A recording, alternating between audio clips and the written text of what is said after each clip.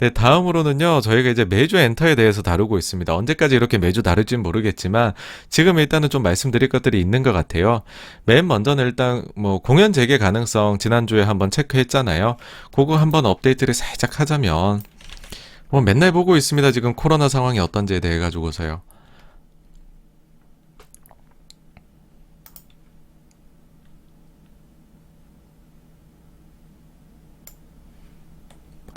이제 국가별로 해가지고서 좀 공연할 수 있는 주요 시장. 아무래도 이제 첫 번째는 미국이겠죠. 그 다음에는 뭐 유럽 시장, 뭐 프랑스나 그 다음에 영국, 독일, 그리고는 이제 또 일본 봐야 되겠죠. 일본. 일본은 상당히 밑에 있을 것 같은데. 네. 요 정도를 이제 저희가 살펴보게 되면 미국 같은 경우에 뭐 확진자 추이가 하여튼 계속해서 내려오고 있습니다. 물론 이제 최근에 조금 이제 요 부분이 고개를 들고 있는 거기는 한데 우리가 이제 이거랑 같이 봐야 되는 게 이제 사망이죠. 사망 쪽은 여전히 좀 아래쪽으로 가고 있다. 그래서 뭐 크게 뭐 대세는 영향이 없는 거 아니냐, 변이나 이런 것들이. 프랑스 보시면은요. 프랑스도 이제 숫자가 많이 내려왔어요. 많이 내려왔고. 근데 최근에 살짝 고개는 들고 있는 거는 맞다. 변이 때문에. 근데 역시나 또 이제 사망 쪽으로 보시면은 요 부분들이 많이 내려와 있다. 그래서 뭐 어쨌든 또 크게 걱정할 게 아닌 것 같고.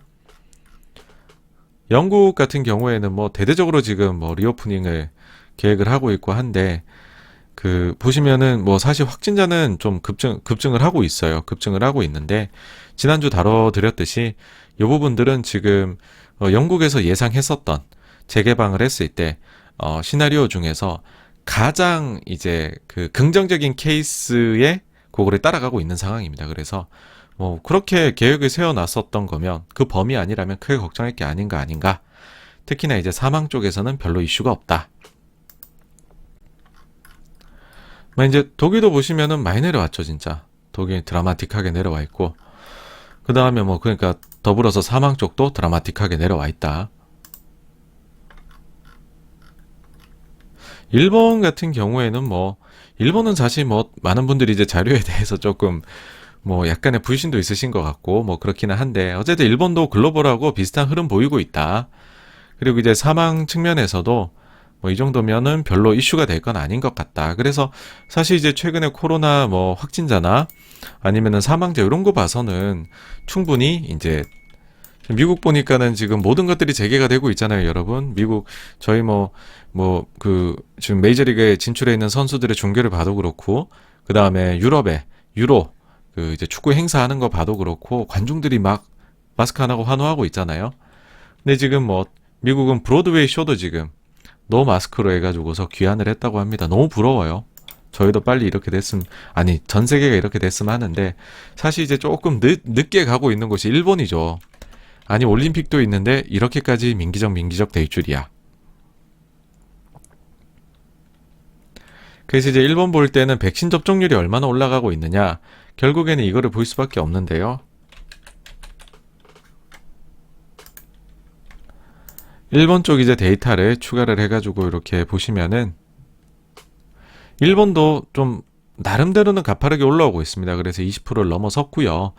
요 정도가 사실은 과거에 요 정도 숫자의 유럽 국가들이 있을 때 리오프닝에 대한 계획을 세우기를 시작을 했죠. 그래서 뭐 무난하게 과거에 프랑스나 독일이나 뭐 이탈리아 아니면 영국 같은 경로를 일본도 최근 기울기로 봐서는 따라가지 않겠느냐 라고 저는 뭐 하여튼 조금 긍정적으로 생각을 합니다. 워낙 이제 일본 시장이 우리나라 가수들한테는 공연 재개했을 때 크게 메리트가 있는 시장이다 보니까 하여튼 일본 좀 빨리 좋아졌으면 좋겠네요. 다른 나라들은 크게 걱정할 건 아닌 것 같고요.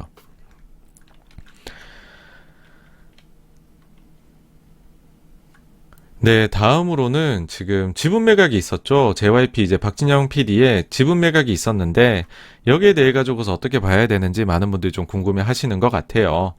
일단은 이제 사실관계부터 보면 7월 1일에 블록들 매도가 있었고 약한 이제 전체 이제 그 지분율 중에서 2.5% 금액으로는 366억. 대상은 어디냐면 블록체인 업체죠. 두나무 업비트 하고 있는 데죠. 매각이 됐고 그러면서 회사에서 얘기한 거는 향후 NFT, 대체 불가능한 토큰 쪽 사업을 우리가 한번 같이 해보려고 한다. 이게 이제 좀 그 정리된 기사를 한번 또 가져와 봤는데요.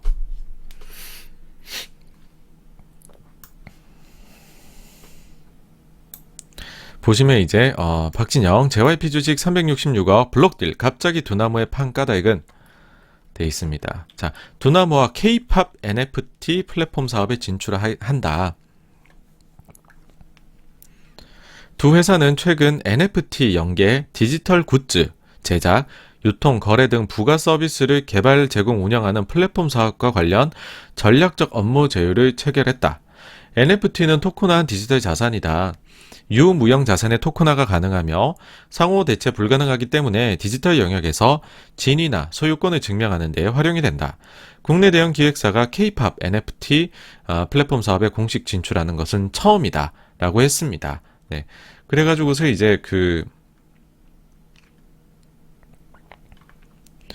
이제 요 부분에 대해 가지고서 이제 요런 게 있었죠. 일단은 왜 매각을 했을까? 그러니까는 만약에 사업의 가치를 하는 거면 회사가 자사주가 있는데 그럼 자사주를 매도를 하고서 할 수도 있는 거 아니냐? 뭐 그렇게도 생각을 하실 수가 있죠. 네, 일단 기본적으로는 이제 담보대출의 해소 성격이 강합니다. 그래서 저희가 이제 연초에 공시를 보시면은요. 그 박진영 PD님의 경우에 보유 주식 등에 대한 계약 사항을 보시면은 지금 본인 이제 NH 쪽에 갖고 주식 담보 대출이 나가 있는데 135만 주. 여기에 대해 갖고서 금액 122억 5천. 이자율은 한 2.6% 정도를 내고 있네요. 요게 있는데 요 부분을 이제 해소를 좀 하고 싶었던 부분이다. 조금 이제 뒷이야기를 말씀을 드리자면은 그 전부터 요건 조금 이따 말씀드릴게요. 네. 어쨌든 그래서 이제 주담대 그 상환에 아마 쓰일 것으로 보이고, 근데 이제 요번에 금액이 보면 훨씬 크단 말이죠, 이것보다. 그쵸? 이거보다 훨씬 크다. 네, 일단은 뭐 첫 번째는 뭐 좋게 생각하면은, 뭐 그냥 기본적으로 생각하면, 이게 이제 세금도 내야 되잖아요. 그쵸? 주식 매도한다고, 대주주들은 주식을 매도하면 세금이 꽤 크죠. 그쵸? 그런 거 생각해서 일단은 좀 넉넉하게 매도를 한 것으로 보인다. 라고 말씀을 드릴 수 있을 것 같아요.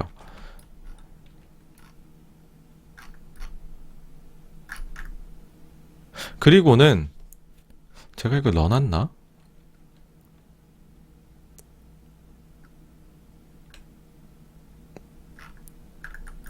그리고는 또 다른 부분도 생각한 게 있는데 그건 또 좀 뒤에다 말씀드릴게요.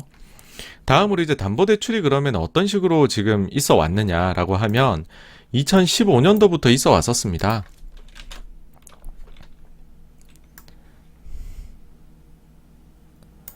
예, 자료를 보시면은요. 이때 이제 그 골든브릿지 투자증권이죠. 여기하고 50만 주에 대해 가지고서 그 차입을 해가지고 계약을 맺어놨었죠. 이런 부분들이 계속 이어져요. 근데 그게 왜 이제 자꾸 늘어나고 하냐 하면은 그 원래 이제 JYP가 우수 인력에 대한 보상 방법으로 신주 인수권을 즐겨 사용했었거든요. 여기 이제 나중에 조금 이슈가 돼가지고서 이제는 요 방법은 사용을 안 하시죠. 그쵸? 기존에 나갔던 거 빼고서는. 그래서 이게 보시면은 이 그 주식 매수 선택권 부여가 막 이렇게 많이 됩니다. 그러니까 박진영 PD의 경우에는 이때 이제 행사를 한 거고, 다른 분들의 경우에는 이런 부분들이 이제 막 이제 보상 관련해가지고서 주식 관련해서 보상 관련된 것들이 이렇게 이제 우수 인력들한테는 계속해서 나갔던 회사이죠. 근데 이 말씀을 왜 드리냐 하면은 결국에는 이게 이제 자기 돈이 필요하거든요. 나중에 주식으로 하려면. 2018년도에 보시면은요. 이제 권리 행사를 해요. 권리 행사를 하고 취득을 한다. 그럼 70만 주고 4천 원이면은 한 28억, 30억 정도 되는 거잖아요, 금액이. 그러면은 그 금액을 어떻게 마련을 할 거냐.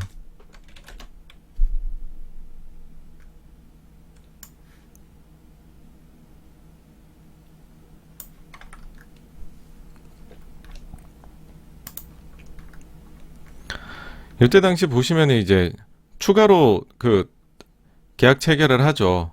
하나투자증권하고 해가지고서 22만 주에 대해 가지고서 추가로 이제 담보대출을 받습니다. 뭐 금액적으로나 보나 시기적으로 보나 요 행사하면서 자금 필요해가지고서 추가로 주담대를 받는. 그러니까는 신주이증권 계속 행사하고 하면서 추가로 주담대가 필요했었어요. 그러니까 자금 수요가 있었던 거죠. 그러다 보니까는 그게 쌓였던 거고, 그 부분에 대해 가지고서 이제 이자 비용을 내는 게 있겠죠. 2%대가 이자 비용이 있죠. 그 부분을 배당 받는 거를 좀 더 크게 해가지고서 그 부분 하고, 그 다음에는 아마 개인적인 뭐 생활비로도 쓰실 수 있고 뭐 여러 가지가 있겠죠. 그런 식으로 이제 매칭이 돼 있긴 했는데, 근데 어쨌든 100억이 넘는 금액을 다 갚아내기에는 배당만 받아서는 시간이 많이 걸리는 거긴 하죠. 그래서 일반적으로는 이런 경우에는 뭐 일부 지분 매도가 뭐 나오는 경우가 보통입니다. 근데 요 부분이 실은 지금 얘기가 아니고 몇 년 전에도 조금은 있기는 했었죠. 대주주 관련해가지고 지분 매도가 있을 수도 있다라는 식의 뭐 이제 얘기들이 있었고, 실제로 뭐 미팅을 했다라고 했는데도 있기는 했었습니다. 그래서 요번에 사실 이 기사가 나왔었을 때 제가 볼 때 이제 JYP를 좀 오래 보셨던 특히 기관 투자자 쪽에서는 별로 놀랐던 데는 없었던 것 같아요. 예. 그러니까 약간 좀 나올 게 나왔다? 그런 느낌이긴 했었죠. 여기 이제 조금 제 내피셜을 조금 추가를 해보면은, 저희가 사실 개인적인 자금 수요에 대해서 다 알기는 어려워요. 대주주 쪽이라 하더라도. 사실 기본적으로는 피 같은 자기 지분율을 낮출 필요가 있을까라고 생각을 하지만은 개인적인 부분까지 저희가 다 알기는 어렵습니다. 근데 여기에 하나 더 말씀드리자면, 이게 엔터 회사들은 제가 만나보면 정말로 다양한 사람들이 찾아와요. 그러면서 정말로 다양한 사업 기회들을 제안을 합니다. 그러면서 본인들이 이런 다양한 신규 수요들이 있는데 이거를 접목시킬 수 있지 않겠느냐, 요 관련해서 같이 투자를 해보자, 이런 투자권이 좀 빗발치는 상황입니다. 그러니까 이런 것들이 이제 현실화되어 나타난 것들이, 우리가 아는 것들은 예를 들어서 지금 JYP의 경우에는 뭐 이런 거죠. 비욘드 라이브 요거를 이제 투자를 했고, 디어유에 요번 투자했죠. 제페토 투자했죠. 그 다음 요번에 이제 두나무랑 NFT 하는 거에도 투자가 있을 거죠. 그렇죠.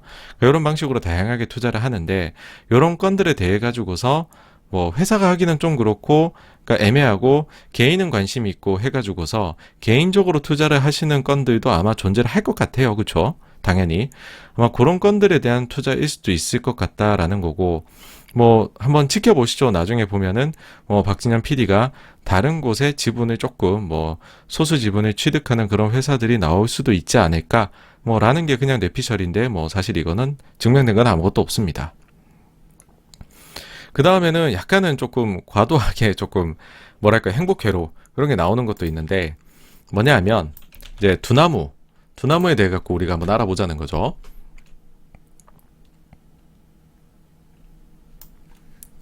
일단 두나무라는 회사를 보니까는 기업 가치는 굉장히 크다는 거죠. 이 기사 보니까 기업 가치 9조 원 평가도 있어. 실제로 이제 요거보다 조금 더 낮은 가격으로 장외 가격, 이게 장외 물량으로 해가지고 올해 이미 물량이 돌았었죠. 그쵸? 굉장히 이제 코인 쪽 지금 거래 대금이 어마어마했으니까요. 그쵸? 근데 이제 올해가 사실 진짜 코인 거래가 대폭발을 했는데, 작년만 놓고 봐도 두나무가 영업이익이 지금 800억 이상이 나오고 있다는 거죠. 그러니까는 뭔가를 JYP와 같이 투자를 하기에는 자금 측면에서는 전혀 부족함이 없는 것 같다.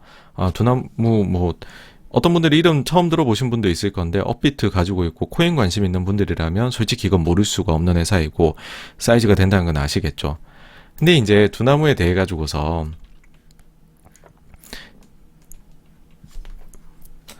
아까 이제 업비트 요거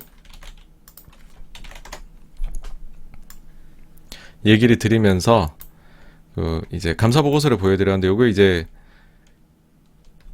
주주 명부를 보면 사실상 요거를 이제 요런 것들을 합치면은 요게 다 카카오잖아요. 그쵸? 카카오가 최대 주주 중에 하나다라는 겁니다. 그러다 보니까는 최근에 SM 카카오 링크도 걸려 있던데, 혹시 SM은 연막이었고 JYP인가? 카카오에? 그러고 보니까는 이거 JYP 오래 보신 분들은 또 이런 것도 있거든요.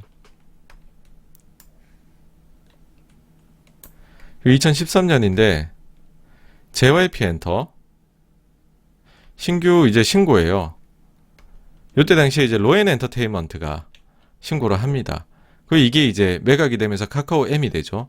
그리고 나중에 다 팔게 되긴 하는데, 어쨌든 카카오하고 한번 엮였던 인연이 있다는 거예요. 비록 로엔이긴 했지만. 그래서 혹시나 이제 카카오하고 뭔가가 있는 것 아니냐라고도 하실 수가 있는데, 그러면 사실 조회 공시가 들어갔겠죠. 그런 건 저는 아닌 것 같고, 이제 지분 관계라는 것도 뭐 어떻게 보면 생각해 보면은 이게 이제 과거에 요게 이제 그 로엔이 카카오로 팔리면서 카카오 M이라는 걸로 잠깐 주주 명부에 들어가 있었던 적은 있지만, 엄밀히 말하면 카카오가 이제 투자를 한 건 아니고 이걸 오히려 팔고 나간 거고, 그리고 이제 로엔이라는 거는 당시만 해도 SK 거였죠. 원래는 SK 거였다가 이제 사모펀드에 팔렸다가 이렇게 또 팔려간 건데, 사실 그 JYP하고 그 기업하고 SK하고는 관계가 좋습니다. 과거에 이제 썼던 건물 자체도 SK랑 관련이 있죠. 본사로 썼던 건물이. 그러면서 이제 로엔이 보유했던 물량이었고, 뭐 특별한 관계는 아니다. 그래서 요거는 너무 이제 과잉해서 생각하지는 말자, 그런 내용이, 그런 생각이고요. 그 다음에 이제 그러면 뭐 새로 하겠다는 NFT 이거는 뭐냐. 요즘에 이제 공부해야 될 게 많아요. 주식을 하면서. 이거는 그냥 위키를 가져왔습니다. 자, NFT라는 거는 대체 불가능 토큰이다. 보면은 사진, 비디오, 오디오 및 기타 유형의 디지털 파일을 나타내는 데 사용할 수 있다.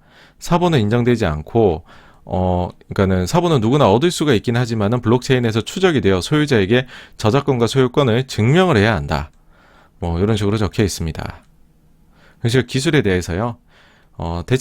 NFT는 자, 암호화 토큰처럼 작동하지만 비트코인과 같은 암호화폐와는 달리 상호 교환이 불가능하다. NFT의 암호화 트랜잭션 프로세스는 NFT 소유권을 추적하는 데 사용되는 디지털 서명을 제공하여 각 디지털 파일의 인증을 보장한다. 그러나 예술품이 저장된 위치와 같은 세부 정보를 뜻하는 데이터 링크는 사라질 수 있다. 또한 NFT의 소유권은 디지털 자산에 대한 저작권을 부여하지 않는다. 뭐라고? 소유권은 저작권을 부여하지 않는다고 해요. 누군가 자신의 작품에 NFT를 판매할 수는 있지만 NFT의 소유권이 변경될 때 구매자가 반드시 저작권 권한을 얻지 못하므로 원래 소유자는 동일한 작품에 더 많은 NFT를 만들 수 있다. 그런 의미에서 NFT는 저작권과 분리된 소유권 증명일 뿐이다. 뭐 이런 식으로 돼 있습니다. 어쨌든 근데 이게 예술하고 이제 연결이 된다는 거고, 많은 분들이 생각을 할 때 NFT는 진짜 엔터 산업하고 찰떡궁합인 것 같아.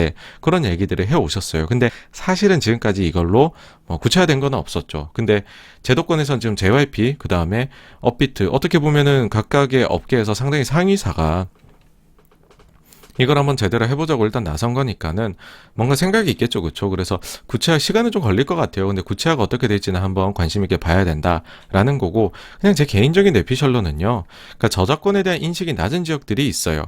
그러니까 선진 시장들에서는 여기 관리가 잘 되죠. 저작권에 대해서. 그러니까 수익을 올리기 좋습니다. 엔터 기업들이. 근데 그렇지 않은 쪽에서도 뭐 제3지대에서도 K-팝의 인기는 굉장히 높아요. 근데 이런 쪽이 수익하기는 어려운 면이 있거든요. 왜냐면은 저작권에 대한 인식은 좀 많이 낮다 보니까 카피 이런 거 많이 하잖아요. 불법 유통 이런 것도 하고. 근데 이런 지역들에 대해 가지고서 어떻게 보면 NFT를 잘만 활용을 하면은 이제 그 관리하는 거가, 그래서 이걸 수익성으로 지게 만드는 게 좀 용이할 수도 있을 거 아닌가라는 뇌피셜이 있기는 하지만, 요건 하여튼 구체화되는 걸 봐야 될 것 같아요. 지금 당장 저희가 밸류에 뭐 반영을 할 건 아니다라는 생각입니다. 그 다음에는 이제 제일 중요한 게 이거죠. 아니, 대주주가 매도했다. 매도하면 주가 빠지는 거 아니냐. 일단 당연히 그렇게 생각하실 수가 있죠. 당연히 대주주나 내부자가 매도를 하면 이건 좋지 않게 볼 수밖에 없습니다. 그리고 이제 협업을 하려면 자사주를 팔아도 되는 것 아닌가라는 생각이 들 수밖에 없죠. 근데 다만 이런 생각은 들어요. 이게 매도 물량이 그리 크지는 않습니다. 2.5%니까. 그리고 제가 지금까지 엔터를 보면서 느꼈던 점인데요. 엔터 산업의 내부자들의 매매를 보면 저점 고점을 잘 잡아서 매매를 하신다는 생각은 들지가 않습니다. 예. 그러니까는 이제 되게 저점에서 확 사시고 고점에서 확 팔고 이렇다는 생각은 들질 않아요. 그러니까 이게 워낙에나 흥행 중심의 산업이잖아요. 그러니까는 이게 어떻게 될 것 같다는 느낌은 들 수가 있죠. 내부 분위기나 이런 것들도. 근데 반드시 세상이 그렇게 흘러가지는 않더라고요. 특히나 엔터 쪽은 그게 되게 심하고, 그러다 보니까는 저점 고점을 솔직히 말씀드리면 잘 못 잡아요. 그래서 이번에도 대주주의 일부 지분 매도가 나온 거 맞기는 하죠.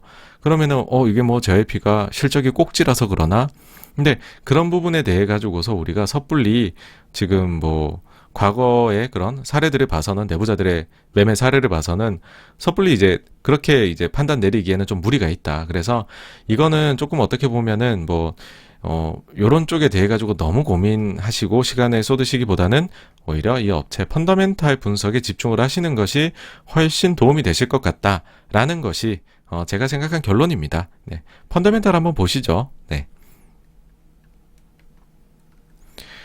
그렇고요. 그 다음에는 이제 엔터가 메타버스의 수혜주의다 이런 얘기도 나오고 있습니다. 그러니까 이게 JYP의 NFT 협업 기사로 인해 가지고서 가능성이 높아진 거 아니냐라는 건데요. 사실 그렇지 않아도 지금 엔터 산업이 플랫폼 그러니까 위버스, 유니버스, 리슨 이런 것들의 성장으로 인해 가지고서 야 메타버스의 가능성이 엔터에서 나올 것 같아라는 뭐 이야기는 충분히 이미 많이 나오고 있었죠. 근데 여기에다가 이제 사실 최근에는 이와 관련된 ETF들이 나오고 있습니다, 여러분. 이제 지난주에 나온 최근 따끈따끈한 기사인데요. 보시면은 미국서 나온 첫 메타버스 ETF 어떤 종목들이 담겼나. 미국에서 메타버스 산업 투자를 표방한 첫 ETF가 출시되었다라고 했습니다. 이제 라운드 힐 볼이라는 데고요. 이 티커 멋있어요. 메타요, 메타. 이거 조금 이따 알아볼게요.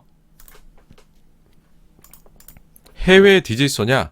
국내도 2종이 출시가 되어 있습니다. 지금 여러분.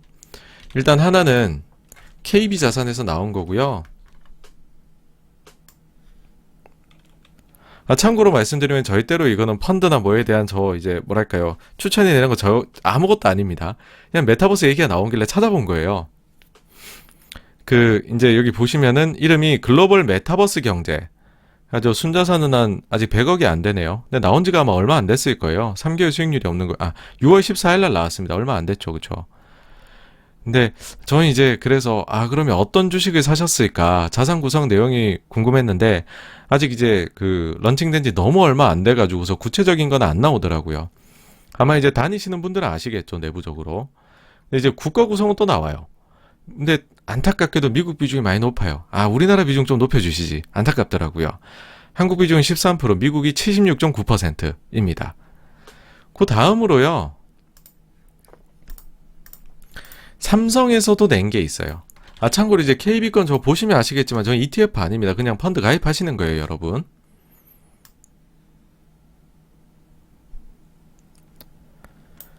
자, 이제 삼성 거를 보시면 이름이 삼성 글로벌 메타버스 증권. 예.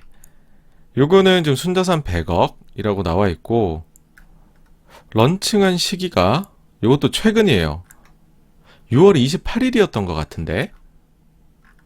어쨌든 이것도 이제 자산 구성 내용 보시면은, 이제 나온 지 워낙 얼마 안 돼서, 아무것도 안 돼 있어요. 아무것도. 그래서 국내 메타버스 하는 펀드들은 뭘 넣는지 한번 살펴보고 싶었는데 그건 조금 알기가 어려웠다. 좀 한계가 있다. 아니 그러면 미국 거 나왔다 했잖아요. 요건 ETF니까 그럼 자료가 다 공개가 돼 있겠죠. 그렇죠, 여러분? 요거 한번 보자는 거죠. 네. 네, 고전에 저기 세잔폴님 또 이렇게 또 후원해 주셔서 늘 관심 가해 주셔서 감사합니다. 뚠뚠님도 또 후원해 주셨네요. 네, 감사합니다. 감사합니다. 일단 이제 미국의 메타. 일단 티커가 너무 마음에 들어요. 티커가 메타라니. 이거는 제가 볼 때에는 티커를 먼저 이제 좋은 거를 선점하기 위해서 좀 빠르게 낸 것 아닌가. 뭐 이런 생각도 드는데, 네. 요 이제 메타라는 거고요. 보시면은 나와 있죠. 근데 제가 관심 가지는 거는 이런 부분입니다. 뭐냐 하면은 지역적 구성이 어떻게 되어 있나. 미국 제일 큽니다. 그쵸? 76.1. 차이나 9.9, 타이완 6.2, 싱가포르 2.7, 재팬 2, 스위스 1.2, 한국 1%가 있습니다. 한국 종목을 넣었네요. 그쵸? 이런 보고 싶다. 그쵸? 한국 종목 뭐 넣었을까?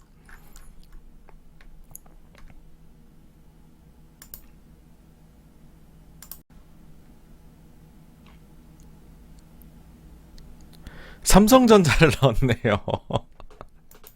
삼성전자 1%를 메타버스로 넣었다고 합니다. 사실 지금 이제 그 이름은 메타인데 보시면은 그러니까 뭐랄까요? 이게 섞여 있어요. 진짜로 이제 그 IP를 가지고 있는 데들도 있고 아니면은 뭐 이렇게 삼성처럼 그 하드웨어 인프라를 만드는 곳들도 있고, 근데 다들 보시면은 대체로 좀 대형주들이죠, 그쵸? 우리가 알만한 이름을 한 번쯤 들어봤을 만한 그런 회사들로 저 쭉쭉쭉쭉 해가지고 구성이 돼 있습니다. 근데 이제 요걸 보니까 딱 느낌이 들더라고요. 이게 라운드 1이라는 데가 저는 뭐 잘 모르지만, 야, 이거 ETF 구성하는데 뭔가 이제 시류에 발대, 그죠? 일단 메타를 만들었고 첫 번째고, 그 다음에 요거를 할 때 한국 기업도 보는구나. 그러면 라운드 힐에 우리가 다른 상품도 한번 보자는 거죠. 그러고 보니까는 티커명들이 다 끝내줘요. 너드입니다, 너드. 퓨어 플레이 e스포츠인데 너드래요, 너드. 이건 어떻게 됐을까? 지역적으로 미국, 차이나, 재팬, 한국이 7.9%나 있어요. 한국 너드 7.9%. 자, 이거 한번 뭘 가지고 있나 또 한번 볼게요.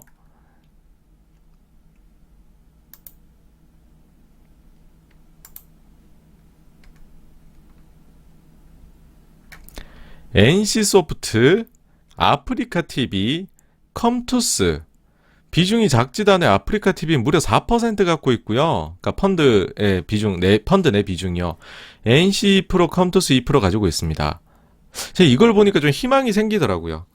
뭐냐 하면 여긴 굉장히 시류에 빠르게 움직이는 데인 것 같은데, 근데 거기가 한국 시장 눈여겨보고 있다는 뜻이고, 한국에서도 대형주만 보고 있는 게 아니라 중소형주도 보고 있다는 거 느껴지시죠? 그쵸? 그래서 잘만 요런 데서 진행이 되면 나중에 우리나라에 지금은 메타에 삼성전자 하나 1% 들어가 있지만, 좀 이거 다른 것들도 나중엔 좀 관심을 가져주실 수 있는 거 아니냐라는 이제 뭐 희망을 가져봅니다.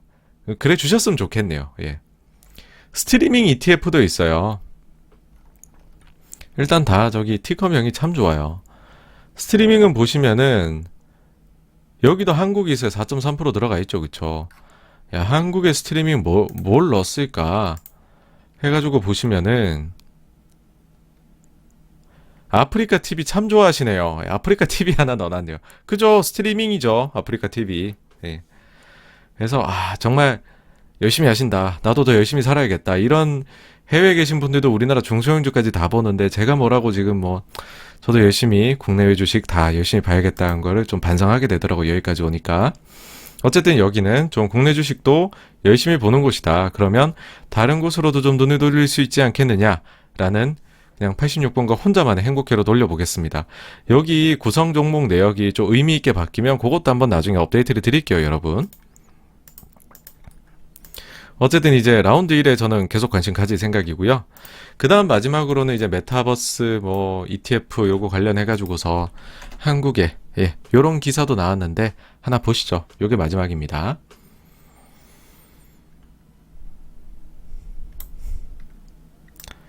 사실 이제 그 운용사 중에서 타임폴리오 굉장히 유명하잖아요. 그쵸? 타임폴리오가 요 6월 29일날 기사입니다. 오후에 나왔는데요. 첫 엔터 액티브 ETF를 하반기에 출시할 계획이다 라고 되어 있습니다. 이제 솔직히 타임폴리오면 엄청나게 진짜 그 뭐랄까요, 그런 요번에 이제 액티브 ETF 내 이제 이제 런칭을 하면서도 뭐 약간은 좀 그 기사 나온 걸로 보면은 SM이나 하이브 요런 거를 저기 펀드 편입한 걸로 확인이 되는데, 근데 더 나아가서 엔터만을 위한 액티브 ETF를 출시하겠다 하반기에.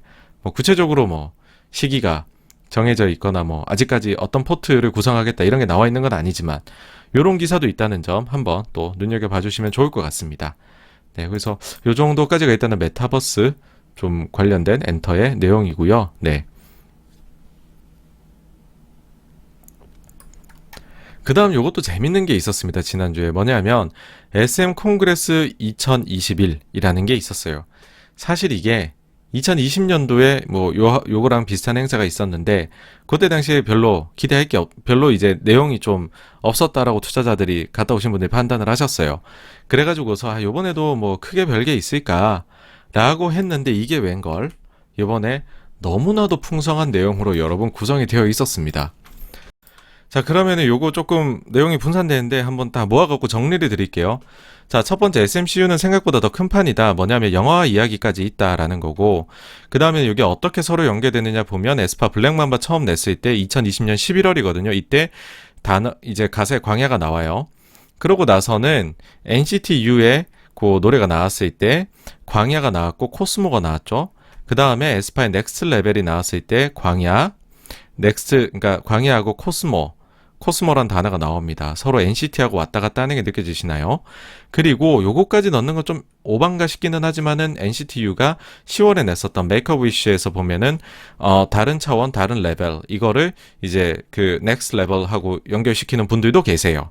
그래서 확실히 NCT하고 에스파는 그러니까 차세대죠, SM에 여기는 세계관이 뭔가 엮여서 무언가가 같이 돌아갈 수 있을 것 같다는 거고요. 현재는 보시면은 요 SMCU 영상이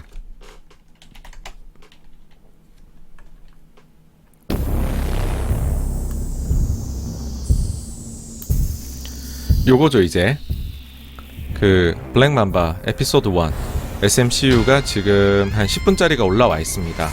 요거 한번 나중에 보시기를 추천을 드려요. 요게 굉장히 나름대로 잘 만든 영상이거든요. 요걸 보면 또 이해도가 높아질 테니까. 근데 요게 이제 계속해서 나온다는 거죠. 요게 어떤 내용일지 한번 기대를 하셔도 좋을 것 같고요. 두 번째로 사실 이게 이제 주식하시는 분들한테는 실적이 연관될 테니까는 제일 관심이 있었죠. 하반기 라인업이 되게 강력할 것 같은 게 느껴진다는 거죠. 요번에 이제 컴백 일정을 사실은 회사 IR 쪽에서도 얘기 안 하는 거를 요번에 콩그레스 행사에서 다 얘기를 해버린 거예요. 그러니까 여기서 시장의 기대를 뛰어넘는 부분은 이런 거죠. 하나는 NCT 127의 정규 리팩, 그 다음에 웨이션 V의 정규, 그 다음에 NCT 완전체가 2021년에도 활동한다입니다. NCT 127의 경우에는 가장 최근의 컴백이 정규하고 리팩, 2집 정규하고 리팩이었거든요. 그러면은 이제 그 패턴으로 봐서는 아마도 미니를 내지 않겠느냐라고 생각을 했었어요. 근데 이제 정규까지 나오고 리팩까지 낸다는 거죠. 활동 수도 많고 아마 판매도 더 많이 될 것 같죠. 그 다음 웨이션 비에 같은 경우에는 팬들 사이에서는 정규에 대해서 얘기를 했었는데 그거를 이제 오피셜로 이렇게 땅땅땅 찍어줬다 볼 수 있고요. NCT 완전체의 경우에는 당초 저희가 2년에 한 번씩 활동하는 것으로 알려졌었어요. 2018년에 나왔었고 2020년에 나왔었죠. 근데 2021년에는 그래서 좀 쉬나 했었는데 이게 추가가 된 겁니다. 그러니까는 요것도 이제 많은 기여를 하겠죠. 하여튼 이날 행사가 이것 때문에 팬들 사이에서 굉장히 화제가 됐습니다. 그러니까 기대를 넘어서는 활동량이 나올 것이다 이랬기 때문에 여기서 다들 환호를 했죠. 본인이 좋아하는 아티스트가 많이 활동한다는데 좋아하지 않을 사람이 어디 있겠습니까, 팬들이. 여기다가 또 팬들을 흥분시켰던 뉴스가 있습니다, 이날. 그러니까 이 콩그레스에서는 없었는데 이날에 이제 그 트위터 회사 측에서 발표한 게 뭐냐 하면 비욘드 라이브로 NCT 127이 온라인 팬미팅을 하겠다. 이게 이제 언제냐 하면은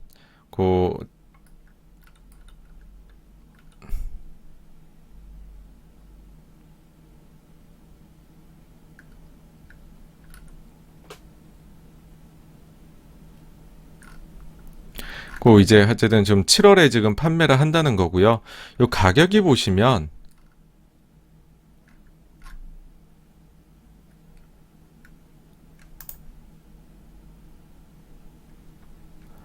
가격이 비욘드 라이브만 하면 39,000원, 오피셜 팬 라이트까지 같이 해가지고 패키지로 하면 75,000원. 근데 이제 팬클럽 회원이면 에이스 회원이면 65,000원에 하겠다. 가격이 여러분 만만치가 않습니다. 그죠? 참고로 말씀을 드리자면은요. 이게 이제 온라인 팬 미팅이긴 한데 지난번 비교의 대상이 이제 예전에 했던 온라인 콘서트 밖에 없으니까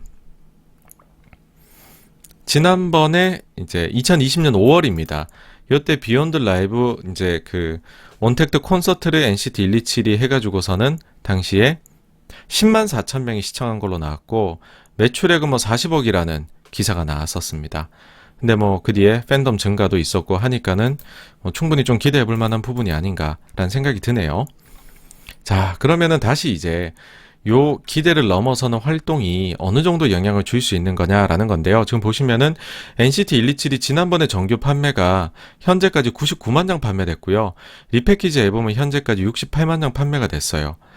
근데 그 전에 1집 정규, 요건 2집이죠. 1집은 정규가 35만 장, 1집 정규 리팩이 20만 장 판매였었습니다. 팬덤이 크게 늘었었죠. 근데 원래 사실은 기대했던 바는 NCT 127 하반기에 나와도 미니를 내지 않겠느냐. 미니는 정규보다 적게 팔려요. 근데 미니가 지난번에 제일 최근에 나왔던 게 37만 장이었던 겁니다. 그러니까 어떻게 보면 시장은 요 정도 보고 있었는데 정규의 리팩까지 하네 해버리니까는 확 크게 앨범 판매가 많이 나올 걸로 예상이 되는 거죠. 첫째. 그 다음에 웨이션 V의 경우에는 지금까지 앨범 냈던 거 추이를 보시면 앨범 판매가 7만, 9만, 13만, 36만으로 굉장히 빠르게 커졌습니다. 근데 이게 다 이제 미니였고, 요번에 이제 정규면은, 이거 이제 원기옥 모아가지고서 한번 나오는 거거든요. 근데 여기다가 곱하기 한 2점 몇 배를 해야 되는 게, 중국에서 따로 파는, 그러니까 중국판, 한국판, 이건 한국판, 중국판 따로 있잖아요. 요것도 고려를 해야 되면, 생각보다 웨이브이가, 정규 앨범을 내면은 이제는 좀 기여를 크게 할 수 있는 분야가 될 것 같다는 거고, 그 다음 NCT 완전체가 사실은 커요. 완전체가 2018년도 나왔을 때 앨범 판매가 60만 장이었거든요.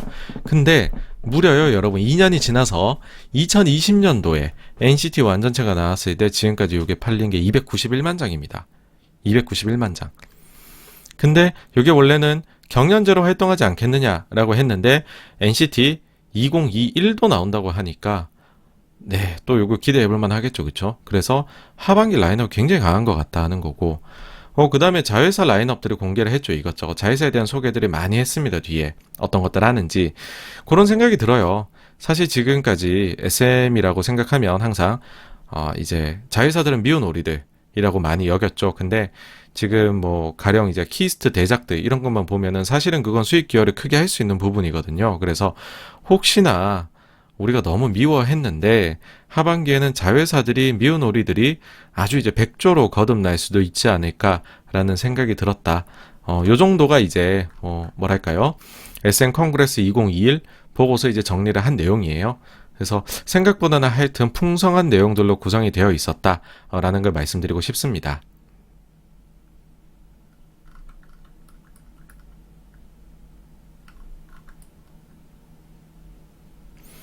그리고 이것과 이어가지고서요, SM 아티스트들 이제 컴백 소식에 대해서 좀 다뤄볼까 합니다. 그러니까 원래 이제 상반기에 이렇게 나왔었고, 그 전에 제가 이런 얘기 드렸죠. 하반기에는 이 정도가 나올 수 있을 것으로 86번가에서는 생각을 한다. 라고 얘기를 드렸었어요. 근데 사실 여기에는 백그라운드가 조금 있죠. 보면은 팬들 사이에 이런 썰이 돌았었어요. SM에서 하반기에 이렇게 활동을 할 거래. 라고 하면서 팬들 사이에서 돌았는데 이게 뭐냐면 엔드림이 리팩을 6월 28일 낼 거다. 규현 디지털 싱글이 7월 5일날 나올 거다. 태연 솔로 7월, 키 솔로 8월 예정, 레드벨벳이 미니인지 정규인지 결정 안 되는데 8월, 디오 솔로 여름 예정, 슈퍼주니어 리팩이 나올 거다. NCT 127이 정규일 수도 있다. 미니가 아니라. 슈퍼주니어 DNE가 여름 예정이다. 에스파 정규 나올 거다. 카이 솔로, 온유 솔로, NCT 새 고정팀, 웨이션 정규 나온다. 라는 식으로 팬들 사이에 썰이 돌았어요. 근데 여러분, 엔드림은 리팩이 6월 28일 나왔죠? 그 다음에 요거 기사 한번 볼게요.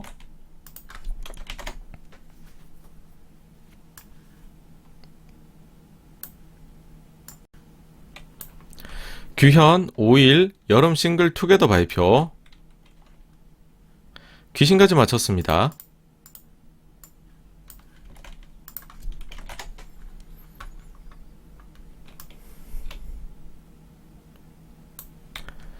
태연 솔로 7월 6일날 컴백. 7월 컴백. 키에 대해서는 아직 나온 게 없고요. 레드벨벳은 이제 8월에 나온다라고 기사 이미 났었죠. 그 다음에 하나 더 보시면요.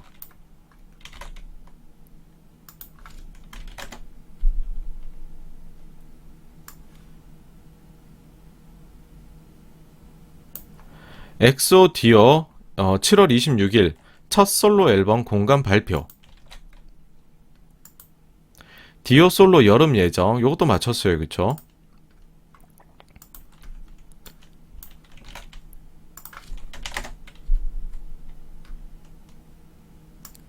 그 다음에 슈퍼주니어는 무슨 얘기냐면요. 아직까지 리팩에 대한 기사는 없는데 지난 이제 올해 1분기에 슈퍼주니어가 정규 10집을 냈었어요.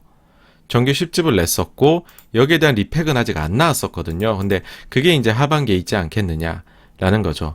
그 다음에 NCT는 이제 정규 나온다고 얘기를 했고 DNA는 아직 말이 없죠. 에스파도 피지컬 앨범 나올 거는 같은데 미니인지 정규인지도 말이 없고요. 근데 정규일 가능성이 높겠죠. 그쵸? 그 다음에 카이, 온유에 대해서는 얘기 없고 NCT 새 고정팀 웨이션 정규는 요번에 확정을 지었습니다. 그래서 생각보다 팬들이 참 이게 아티스트 본인들의 아티스트한테 관심 많을 거잖아요. 그래서 정보력이 굉장히 빠르다. 아, 이 정보력은 정말 대단하다라는 생각이 듭니다. 그래서 어쨌든 이번 콩그레스 영상을 보면서 하반기 활동이 거의 요 기반으로 보면 정확하지 않겠느냐. 근데 요 기반을 보면은요. 요거 이제